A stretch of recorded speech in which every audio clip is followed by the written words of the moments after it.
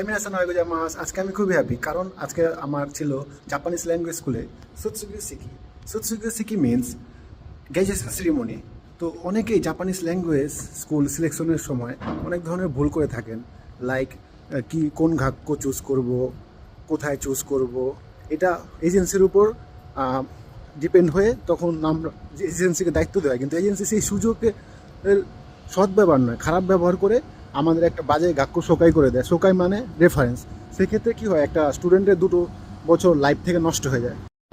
আমি আজকে তোমাদের সাথে শেয়ার করবো জাপানিজ ল্যাঙ্গুয়েজ স্কুল চুজ করার ক্ষেত্রে আমাদের অবশ্যই 2 জিনিস লক্ষ্য করতে হবে। First, 100% CV. সেকেন্ড, কলেজের ফি মিনস গাকুহি। কারণ জাপানে কাজ করে গাকুহি দিতে অনেক কষ্ট হয়। আমি করেছি, আমি জানি সেটা।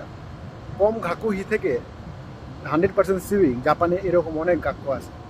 সো আমার নেক্সট ভিডিওতে পাবেন কম গাকুহিদে 100% সিউই কোন কোন গাক্যতে রয়েছে।